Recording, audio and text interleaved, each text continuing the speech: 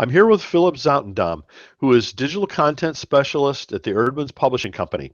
He manages the social media accounts for both Eerdmans and Eerdmans Books for Young Readers, and creates and edits content for the Eerdmans blogs and website. He's also the host, editor, and producer for the Eerdcast, an author interview podcast. Thank you, Philip, for joining us today. I'm glad to be here. Thanks for having me. What do you see as some of the biggest challenges for new authors? A lot of people that write in the spirituality genre, and a lot of writers in general, tend to be introverts. And so I think a lot of them come up against the need to have a platform and they feel overwhelmed by it and they kind of get frozen and they're really not sure where to start. And so they don't start anything and they're kind of mired in that state. And so the biggest challenge, I think, for a lot of these authors is finding that one thing that they can start with and starting to build that platform, even if they don't have a manuscript in hand finished, even if they don't have a contract, starting to build the platform, starting to build a presence so that if somebody goes and Googles their name, there are going to be one or two things that come up where they've got a consistent presence, new content coming in multiple times every week.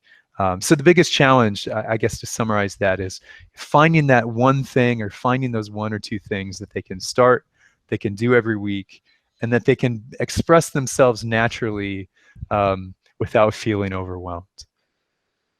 I can imagine that is tough for many folks. Yeah. What advice would you give to authors who are earlier in their writing career? Well, start early and find again that one thing or those one or two things where you can build your platform so that if you're writing about the spirituality of baking, you might not have a book written yet, you might be at the early stages, but you should be publishing something once or twice a week. Maybe it's a recipe and a short commentary on that. Some kind of meditation so that people are starting to see you and read you as someone who knows about spirituality and X. So that when your manuscript is being submitted, when your agent's trying to place your book somewhere, the publishers are going to find you so that you already got a following of people who are already reading you that are going to say, oh, you've got a book coming out. Great. I loved their meditations on spirituality and X in their blog.